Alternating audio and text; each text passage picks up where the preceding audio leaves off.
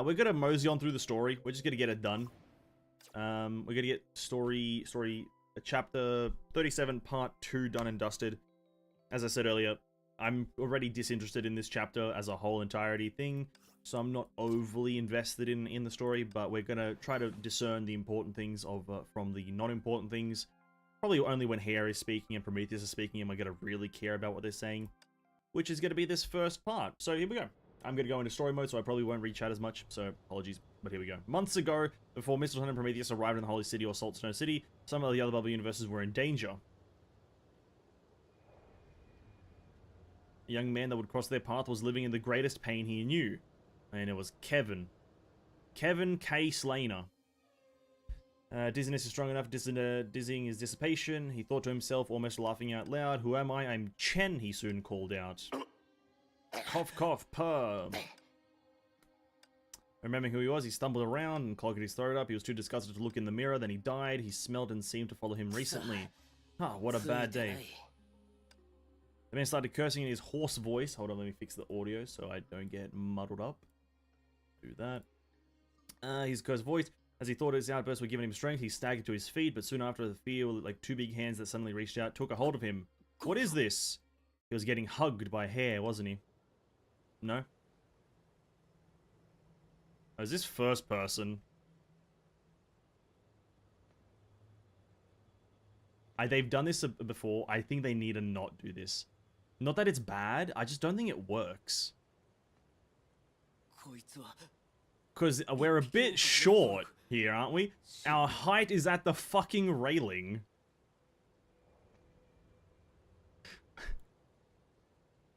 We're a bit short to be a grown man. You know what I mean? And then... Ugly Jack was showing off a bunch of prosthetics. Yes, he was. And now it's all scrap. You're right, Chen. You're right. That's all that's left of Rebecca. Unless we're a robot, then maybe that makes sense. I'm not sure. Everyone's dead. True. The entire lamp gang, except for me. Whoa.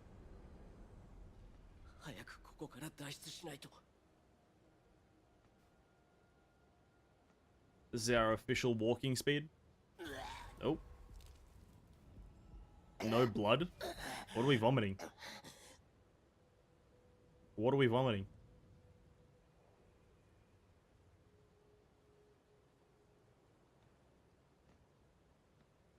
Oh, are we him? Oh, we're him. Nah, fair enough.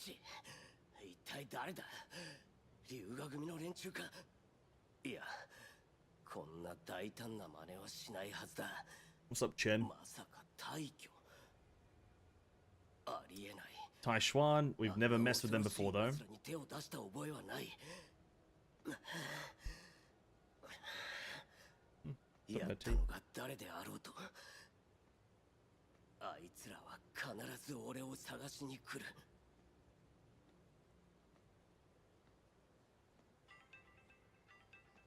Oh, he's getting a notification. He's gonna call. Anna Shariak, obviously. Please pick up. I'm begging you, Anna. Pick up. Shoot, my head is back. Who is this? Anna. Oh, Chen, is that you? Oh, do you know how worried I am? Did you guys get into a fight again? I'm so scared. If something were to happen to you. Don't worry, Anna. I'm okay. You always say that. You just don't get it, though. I'm worried. Then you'll know I'm fine and not lying. You come over now or don't come at all. Huh, women.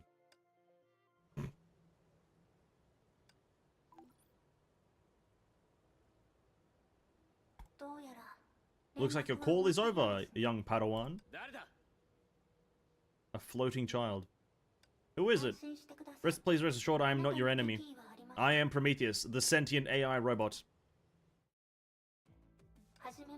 This is our first meeting. Abnormal stigma number 0013. You may call me Prometheus.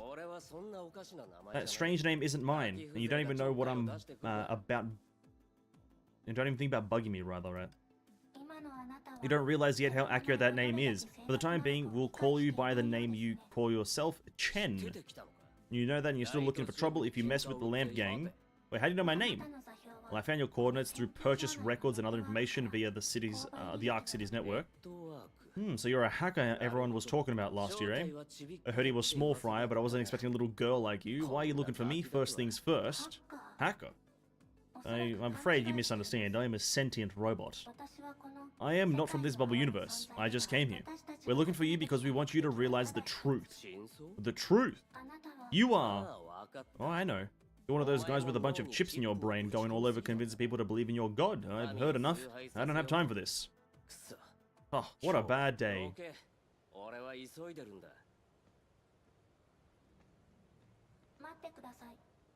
I've got a timer to leave.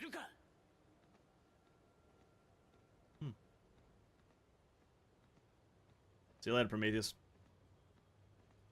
Leave in 20 seconds or Prometheus will blow my head off. She's got global coordinates to my cranium. Damn, they really need to work on this camera.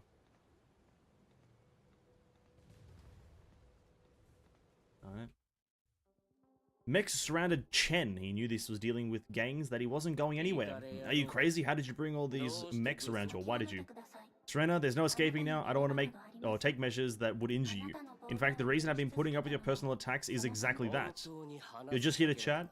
Of course. If I wanted to attack, I'd have 343 opportunities to kill you since we met. Okay, let's talk then. But before that, there's one thing I want to get straight. You want to know if we were the ones that attacked the Lamp Gang? Looking into his pained eyes, Prometheus shook her head. Well, you know who got my brothers killed, don't you? Yes, I do. Who is it?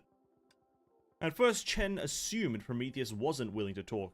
He was about to raise his voice when he suddenly raised her, or she suddenly raised her finger and pointed at Chen himself. Chen, you went ballistic. You have your answer now. Even though it's not the answer you're looking for. Wait a minute here. You mean it's me? I killed my brothers? Yes, you did. Idiot. Somewhere in the deepest part of his throbbing hand, a searing pain came from within the brain, bringing back the dizziness from a moment ago. I was seeing back the PTSD. Are you having a headache? That's none of your business. You're a raving lunatic. Get to the point and leave me alone. Okay, listen, you don't believe me, do you? Well, that's unfortunate. What I'm about to explain is closely connected to this tragedy. But as I pointed out, before you clarify anything, you must recognize that your perception has long deviated from reality. The headache and nausea worsened. Chen, you're not a human. Your real identity is an abnormal stigma, and new life born from a ripple unintentionally set off by Project Stigma in the Sea of Quanta. Complete nonsense. What are you spouting? I've observed you for a while. Number 0013, you were born in this bubble universe merely months ago, but you'd mistaken yourself for a normal human being. The stigma automatically fabricated your life experience and social connections to replace your missing memories before you were born. This has been seen in previous abnormal stigmas too, but the fabricated memories have not been as vivid as yours. Most of what you fabricated makes logical sense. You've been deceiving yourself into thinking this is who you are. Your whole existence is a lie, Chen. You were never real. My head, it's splitting apart, like something is about to break. Oh my god, my brain is breaking, my head is exploding, I'm dead now. Why not? There's a limit to fabricating and there'll definitely be flaws in a story. If you still don't believe me, can you recall how you met and befriended your departed comrades? Well, of course. Not just as a passing memory, remember every single one of them in great detail. Try to remember things about them from months and even years ago. The further from your true birth, the better. Well, you, hey, I, they. In excruciating pain.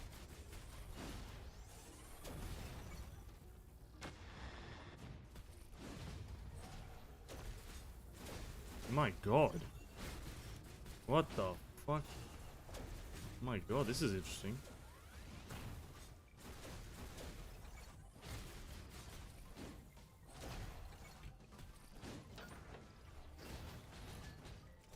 Is this fight gonna take forever, or can we get this fight done and dusted, please? Can we get the fight done and dusted? Hello? I actually have to like fight. I don't like. It's cool and all, but this is not like gonna be a character, so I don't really care.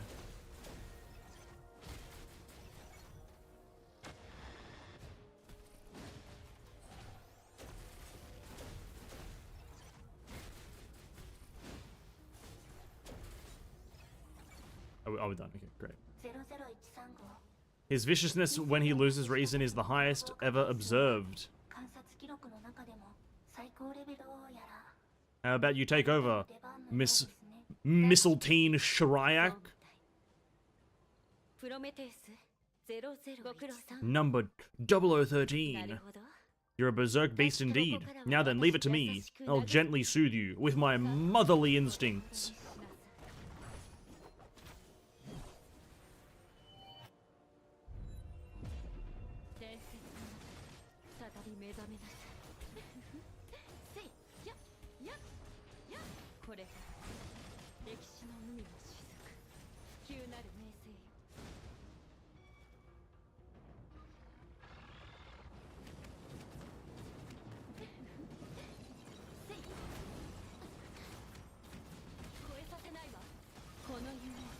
Okay. One.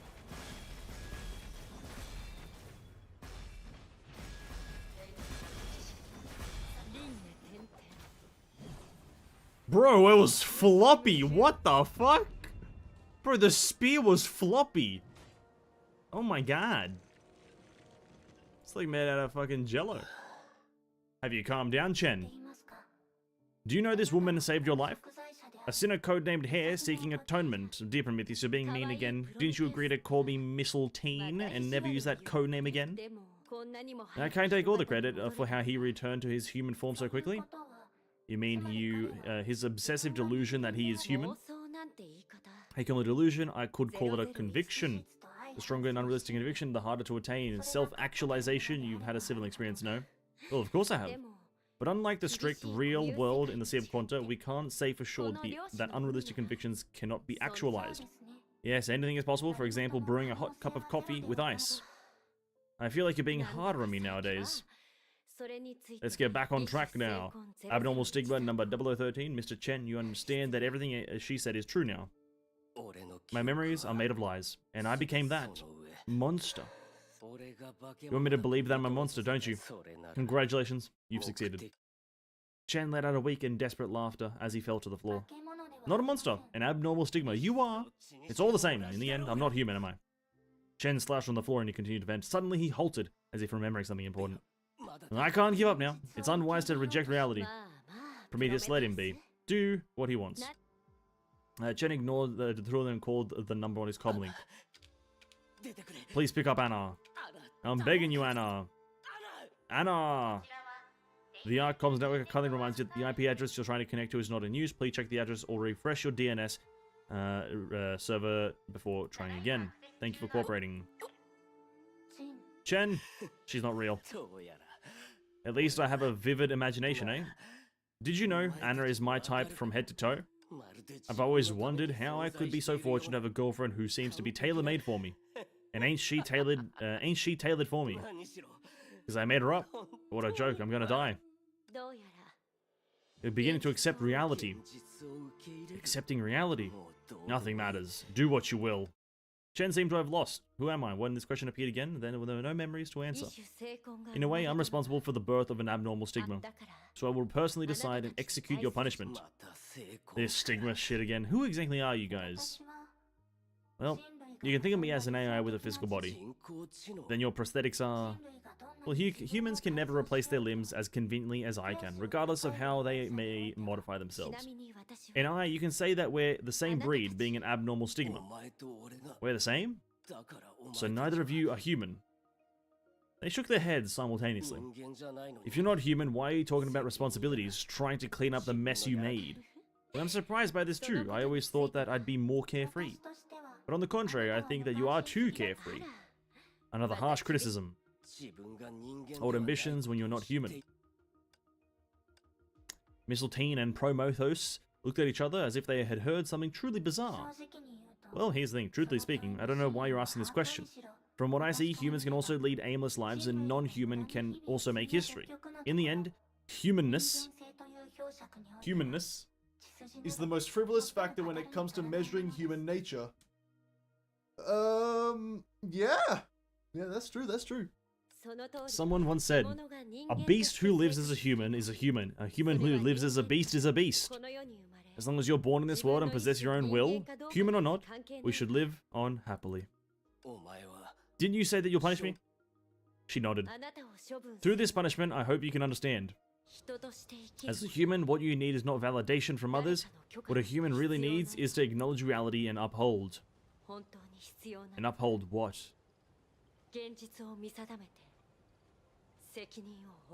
What are we upholding?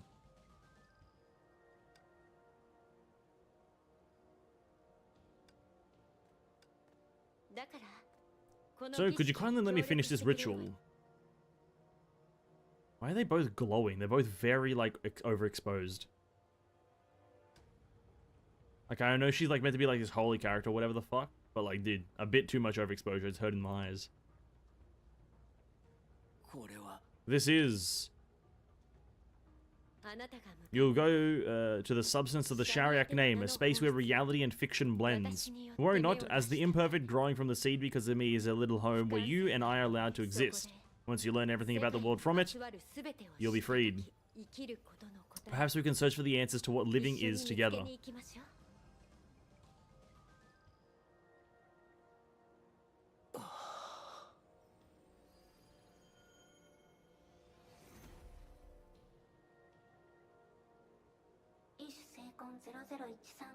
Number 0013 acquired. Time to continue our journey, eh?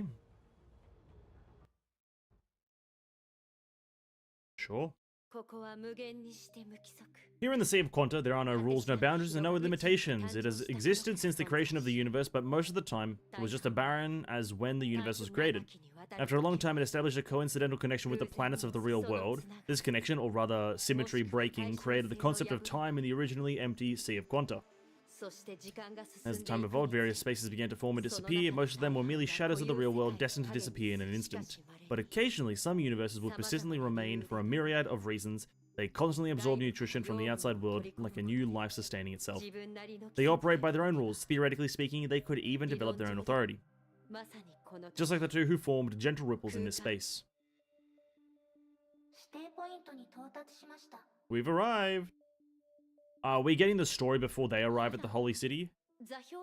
Now, the coordinate's accurate. Mostly so.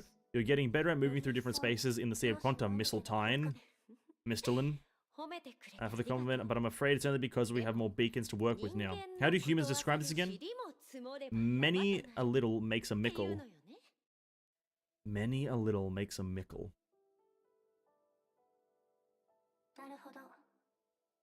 I see you use the coordinates of the previous 13 bubble universes as reference to grasp your relative location in the Sea of Quanta. Well, yes, crossing the river by touching the stones. And I located those bubble universes so quickly because of my strong connection with those children.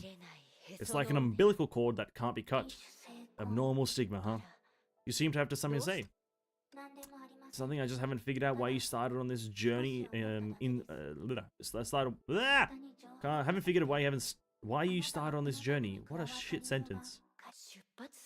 Didn't I explain myself before we began this trip? Abnormal stigmata have appeared because of me. I'm the only one responsible, at least for now. Well, I believe that's a part of your reason, or your initial reason, but after 13 unique journeys, your actions confuse me. If you wanted to eradicate the dangers of abnormal stigmata, you could use more efficient means, or rather more cruel ones, for example, getting rid of them before they even notice you. But you chose to observe them before deciding on what to do with them, based on their actions and nature. So you prefer an assassin? I have no preference towards any method. I thought that you'd agree with my method more after observing the way these abnormal stigmata live. I cannot deny, though, you're cuter when you're honest. Yes, yes, yes, yes, yes, yes, yes, yes, yes.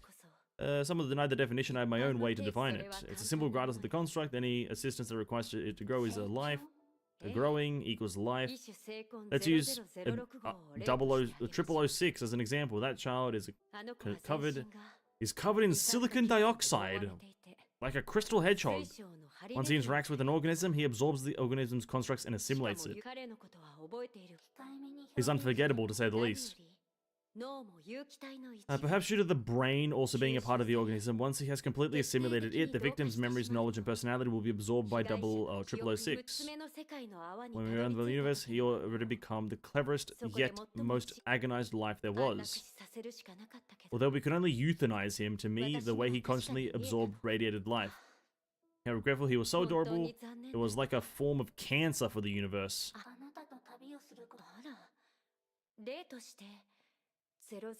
Was it too extreme to use 0006 as an example? Let's put it this way, I think that an existence that can continuously introspect, change, and break through limits is one that constantly grows and thus conveys the true meaning of life.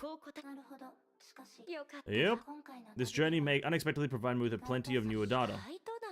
Well, don't say expendedly now, it hurts. That's enough. The Sea of Corn is no place for small talk. Let's get back on track.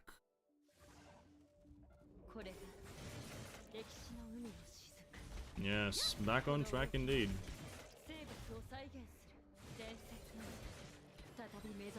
Yes, yes, yes. Come on, squad. Come on, boys.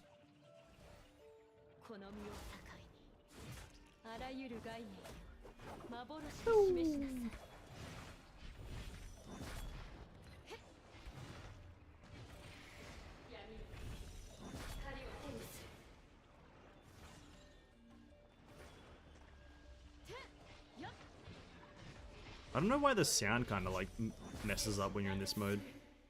Not a massive fan of when they like muffle the sound effects and shit. Not a massive fan. Kienasai.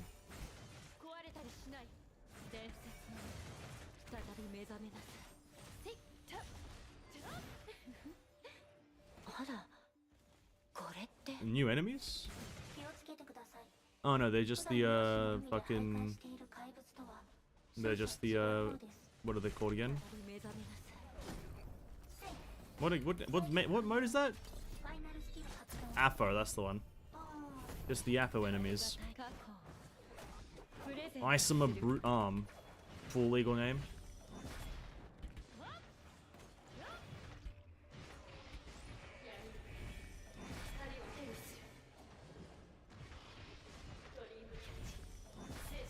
Isomer Brute Arm, eh? Cool enemy. Alright, this is the introduction, and we're transitioning to Afo. Oh my god, let's go, dude. Oh my god. We're transitioning to Afo, boys.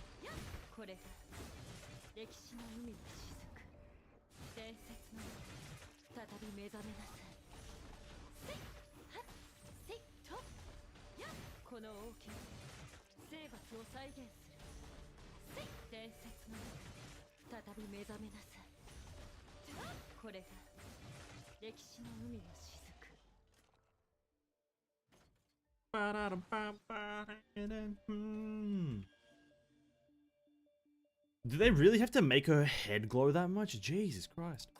These monsters look quite bizarre. I've never seen anything like them. They resemble monsters stitched together by a child in their nightmare.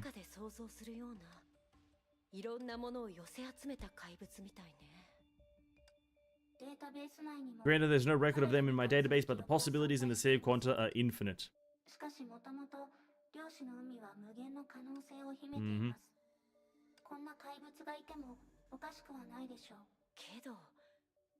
The location they appeared in is a bit too convenient.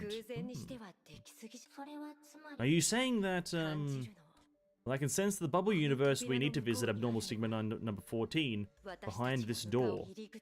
Yet so many bizarre monsters rushed out near this portal. Well, don't tell me that they're the watchdogs that someone assigned to this place. That makes things interesting. Not only that, I have a more interesting assumption to make. Number 14 placed the monsters here. Oh, Prometheus, you understood my way of thinking perfectly. How wonderful. No, it isn't. Oh, don't be shy now, Prometheus. And this is the Salt Lake Snow City. This is that universe. So this is like the prelude to the part that what we did the other day, or yesterday. Really? Or is this all happening at the same time? Who fucking knows? This is...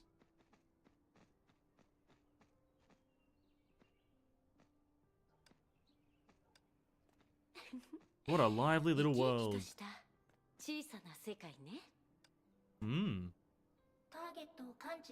Can you sense the target?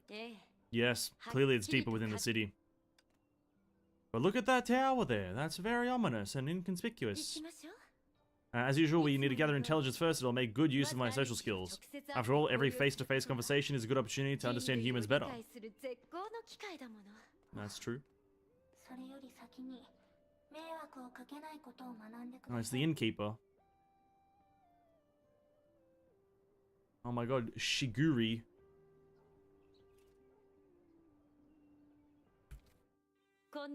Excuse me.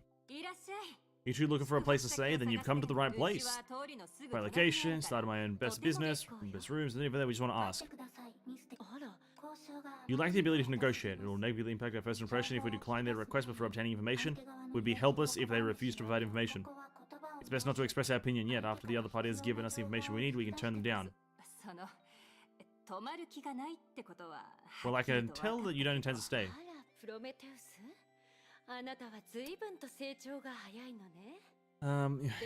Since Lady refuses to provide information, I can change her mind through other means. What are you trying to do? She's making a bad joke. Bad joke. Just ask away. We aren't petty people here in the Holy City.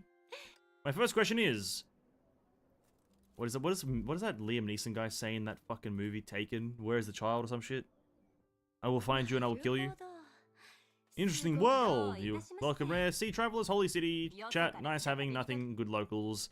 The two thanked Inona hurriedly left. Basic understanding of this place. Of course, the bubble universe is barely mostly thing. Stable one yet. It's different from the universe number 13 was in. Technology and advancement here seems stopped in the Middle Ages of the real world.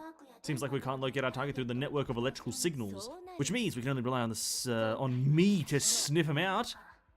Why do you ironically look happy about this? Well, you care too much about the efficiency, Prometheus. Sometimes putting in effort makes the process more interesting, like sniffing. Is that so? Then let me remind you that sniffing is interesting, and that someone is sniffing us out. Huh, you noticed, huh? Well, but that's not because I'm sharp. It's because that person doesn't intend to hide. Are you going to confront them? Well, we need a better stage for this.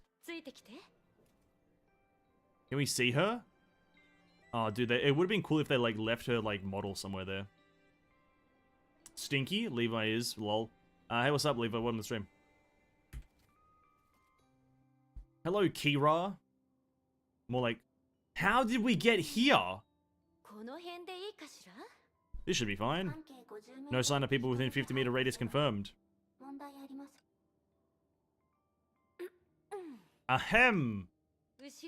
Whoever's following us, show yourself. Since my cover is blown. Hello. I'll take the initiative.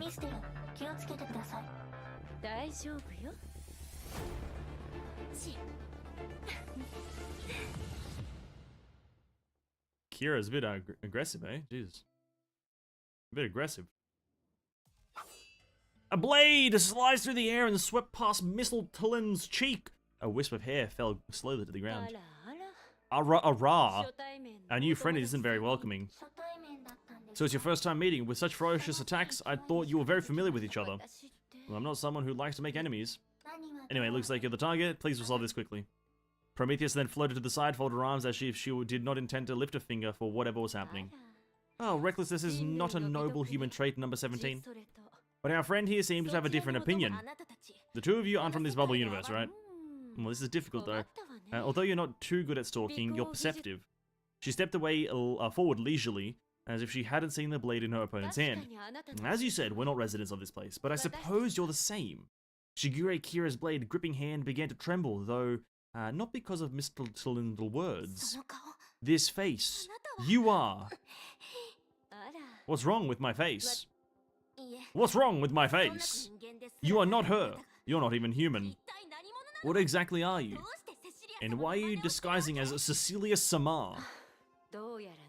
Looks like my companion was right. You're an old friend, but I'm not the one who's familiar with you. But I've arbitrarily inherited that person's appearance and name, so I can't pretend that I don't know her at all. Let me introduce myself. I am Mistletoe Shariak, an idea born from the Shariak stigma. But as you can see, we're very different. I hope this doesn't infuriate you. Calm down, Shigure. This person said all that either to provoke you, or she's really ignorant. No, she said it because it's the truth. She didn't say it for either of those reasons. She said it because it's the truth, right? It's called a good alibi. Actually, a truthful alibi. It's not even, I don't even think an alibi. I think an alibi is like a reason, like a bad reason. I don't fucking know. It's the Regardless, you don't have to explain any further. Of course I know. The two of you can't even be compared with each other. But then, since I've cleared it up, shall we end this fight? I believe that we have nothing against each other. No need to get a bit violent here. No need to get hasty. Unless you have a personal reason to dislike just me as a person. Such as if you're also unhuman like me. Everything you do is only to prove your existence. Then I can understand your unexpected actions and hostility toward me very well. I can't bear to watch this anymore. What does the person watching by the sidelines have to say? With the way you're explaining, I'm afraid this reckless assassin wouldn't know what you're trying to say, even if you used up all the time in the world. Miss Assassin, do you know what a stigma is? Why do you ask? Great, it looks like you have some knowledge. Right, then put it simply, Mistleton over here is a Shariak Stigma Crystal, a new human that's gathered all the Shariak family's historical legacy. What do you mean? Are you trying to brag? Enough of your nonsense. She can't hold a candle to Cecilia, so quit putting on airs. Prometheus slams her head into a brick wall. She shrugged that hair. Kill her. Well, look, at least I managed to provoke her. Really? Yeah, I'm really angry. Oh, great. She's really angry. Whatever you are, it all ends. Oof.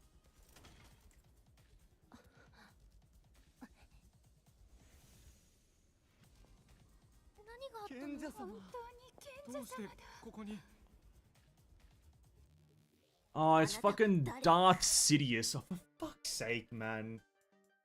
It's the Great Sage! Who are you? The Holy City will not overlook such insolence. You're resident of the Bubble Universe, aren't you? This is none of your business. Fighting is forbidden. Why can't anyone listen?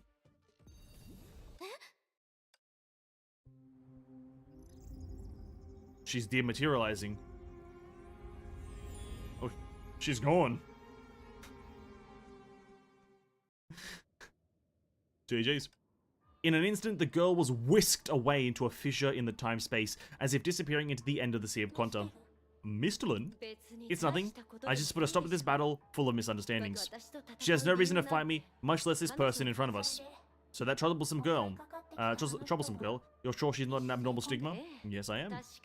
Perhaps she may carry some blood that doesn't belong to this world, but ultimately she's a normal life. But looking at her partner's resolute expression, the mechanical girl shrugged and spoke no further. From their long time together as partners, she already knew that this perfect idea had never misjudged a stigma. We were too distracted by that radical drift to notice. But our true target is standing right in front of us. Right. As the commotion settled and the crowd of residents dispersed, the white monsters retreated behind the true target. After a short silence, Mr. Tulin took a step forward and broke the stalemate.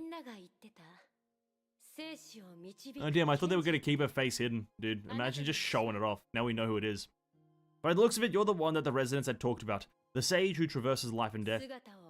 Your appearance and alone can calm everyone's uneases, and the influence you hold over this world reminds me of a certain friend.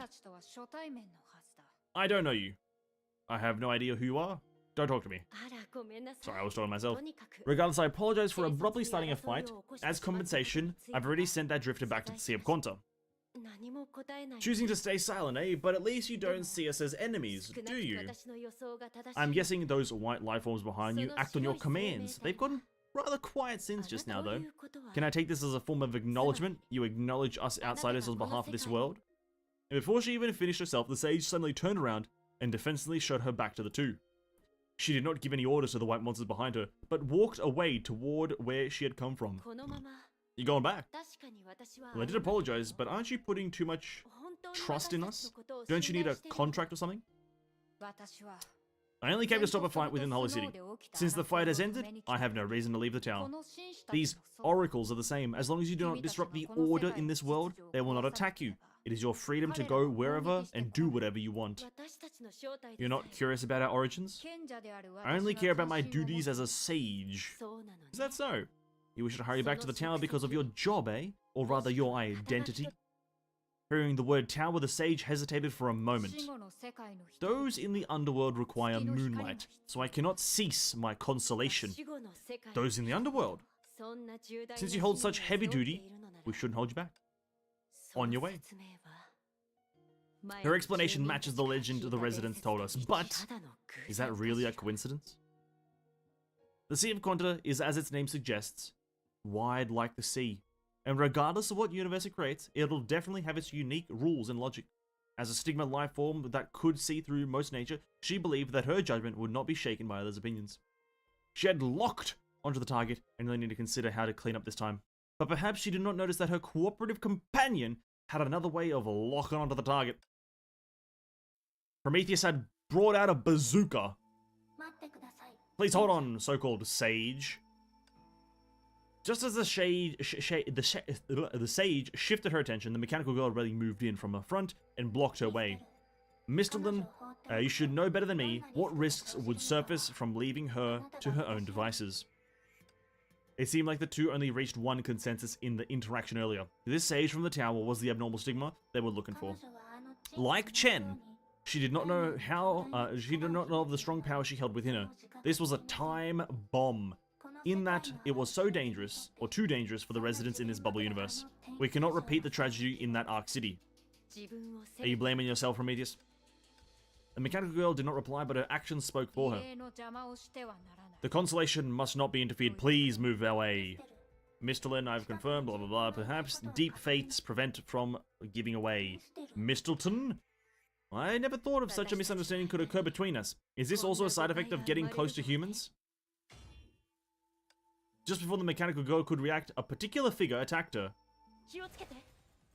Oh, fuck's sake.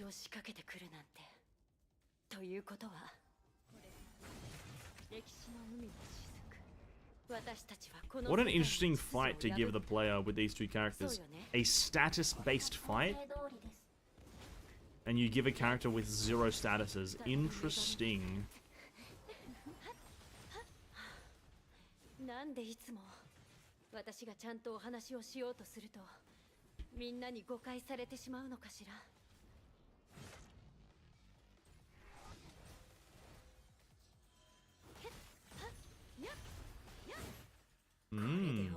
This is the end! Mistleton was sure that she gauged her power. She defeated the Sage's monsters but did not annihilate them. To her, it demonstrated her sincere wish to negotiate. And it worked. Realizing that she not get past the two of them by force, the Sage gave up resisting and stood still in silence. Looks like I'll have to apologize, but this time it's more of Prometheus' fault, isn't it? Hurry up and apologize. The mechanical girl often went into system down mode when facing situations she couldn't understand. Jesus Christ. But now she had learned to take a different perspective, and in the process, those incomprehensible thoughts and emotions gradually. Her partner allowed the Sage to leave, and she hurried to stop her because, to her knowledge, her partner had always been a whimsical person. It was not beneath her to put all residents of this bubble universe in danger. But whimsical also meant that there was a reason behind her every act. Prometheus only remembered that when Mistleton Shariak blocked the white monster's attacks... What's wrong? Did your system crash? This child is a little impulsive. Maybe she's too nervous upon meeting you. And I'm sorry. In reality, Prometheus wasn't apologizing to the Sage, but Mistleton did not harp on it and went back to the main issue. Look, he has apologized. Can you give us a chance to have a nice chat? Honestly, I don't know what there is to talk with you. Don't say that now. Although we do look like villains given that we forcefully detained her. But from another perspective, we can still agree on what's at stake. In terms of protecting the residents of this bubble universe, you believe that you possess the power to traverse life and death. This might not be false. But I'm not sure if you truly understand the nature of that power, or rather its origin. I can explain it to you, and help you find the right way to use your power. How about it? Are you interested? So this is your goal all along, Mistleton. This is probably empathy or sympathy. Do you blame yourself for what happened to these abnormal stigmas? Regardless of the mechanical girl's conclusion, the confrontation went on. How about it? You won't lose anything from listening to me, right? Like I said, I have no need to talk. And yet, you're not taking any action. Weren't you in a hurry to go back to the tower? Or do you also agree that it's better to understand my thoughts instead of fighting head-on? And as she carefully broached the subject, she observed the Sage's expression beneath her cloak. As an unhuman, abnormal stigmata, her train of thought was rather inflexible. Mistleton just had to find the right thing to say. She was confident that she could do it, even though the Sage remained silent. She could tell that she could convince her any time now. Soon, she decided on the safest direction, maybe. If you have no other opinions, I'll begin. But she did not expect the Sage's reaction at all. Alright, it's about time. Unfortunately, it seems like you still don't understand what I mean. I wasn't willing to say more because, to me, there are more efficient ways of communication between us. The two of you are not residents of this universe, so you question my identity and responsibilities as a sage. You're sharp in this regard. That's fine. I have my ways to prove to you the reality this universe has to face, with the time of my leaving. Visitors who question our order since you intend to disrupt it, then you shall bear the consequences. When this universe falls into darkness, make way for me again. Just as they finished the conversation, the sky dimmed. The top of the bright tower lost its glow, and the floating flakes of the salt disappeared in the night sky as countless souls and had simultaneously lost their way. Residents of the holy city quickly opened their windows to watch the phenomenon and lowered their heads in frantic prayer, as if someone had seized the entire city. Everything stopped in the moment. Once that constellation stopped, the tower would lose its light and no longer guide those to the underworld. The legend was right before their eyes. This isn't a trick, but the way the world operates, eh? But an abnormal stigmata shouldn't possess this sort of power. Looks like you've recognized your mistake. I thought this would be the fastest way to have you abandon those one-sided thoughts. This is the fastest way to continue the consolation again.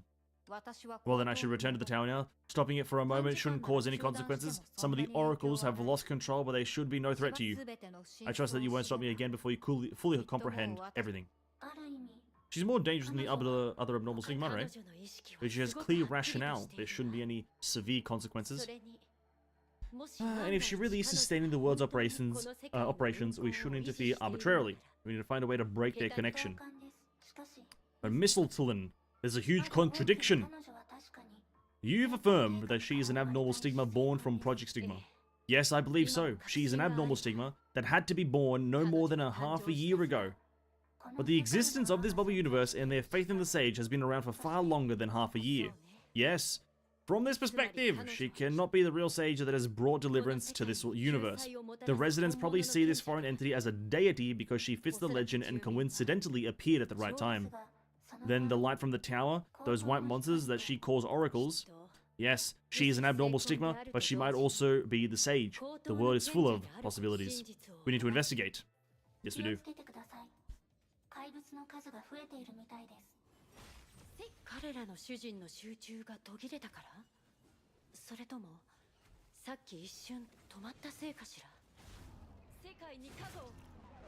Yes, we need to investigate.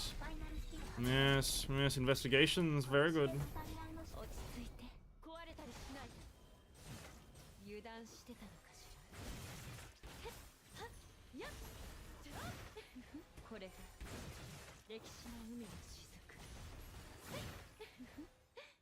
Investigating the tower. So what? Hare and Prometheus go on a little bit of a Sword Art Online adventure through the Tower of Aincrad, whilst the other gang is overdoing fuck knows what, trying to find one person.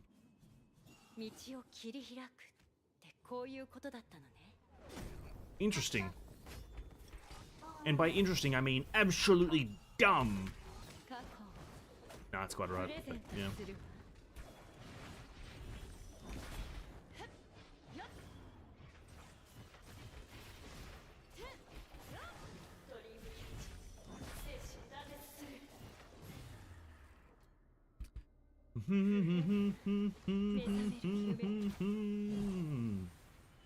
Oh. Yep. Kianasai. Oh my god, it's Aincrad. Well, kind of. The sage is back in the tower. When the two returned to the tower, the top of it was lit again. The top of the tower lit up as the sage returned. A newborn stigma dominated an ancient legend and created a true order. We've proven our hypothesis. What's next? Of course, we can only learn. Seeing is believing, isn't it? Since she can demonstrate her power to us, then she can also show us how it all happened. This universe may be in a very complex situation, but once we find the truth, we'll be a step closer to our target. Okay, then let's get something straight. If we want to understand this entire situation, we might have to stay in this bubble universe for a relatively long time. That seems rather unfair to the rest of our plan. You're probably not only pursuing this out of curiosity, right? Yes. Mr. Lillian replied with a mysterious smile, and Prometheus thought she still as whimsical as ever. The door to the tower slowly opened before the two of them, and there stood a woman. After a few days, the tower remained lit, but things were changing outside the holy city. How is it, Prometheus? Have enough data? If you're referring to the data used to build a hiring system, there is enough. I just need another 43 hours to complete it. You've worked hard, I only suggested the idea after all. Well, don't celebrate just yet. This is just data to build the system. It doesn't mean that it can operate on its own. For the next generation of management in the Holy City to operate it smoothly, we need to collect more data from the residents. And aside from hiring system, the whole system of that we established at the end of the fucking previous one is established. Sup, Sage. Whoa. The Sage frowned, as if she wasn't used to being referred to as great by this unpredictable and whimsical existence before her. She had tried to correct her, but it didn't work. The Sage must feel assured seeing Prometheus's work so hard. To repay her your hospitality, will definitely manage the Holy City well. I've said it before, I don't care about your true motive as long as what you do aids in maintaining the order of this universe. As you mentioned that day, there are loopholes in my management of the Holy City, and I cannot leave the tower for an extended period of time, but I must handle conflicts personally. Exactly. So not only do you need a hermit who can prophesize, but also assistants like us. And as expected of an idea, you managed to find a bargaining chip for a negotiation within such a short time. Don't be sarcastic. I'm doing this to help everyone. Regardless, Prometheus has completed the first step of our agreement. I must thank you for that. Then Mistletoe and Shariak, your responsibility for the second step. When can you begin? What's the hurry? Before incorporating uncertain factors from other universes, we must make sure the Holy City is more stable than before. I agree, but it doesn't obstruct the progress of our plan. That template is of utmost importance to me. Don't worry, I'm preparing. I'm great at guiding things. Who knows, you might have a chance to meet that template soon. That's good then. But she's not as amicable, not whimsical.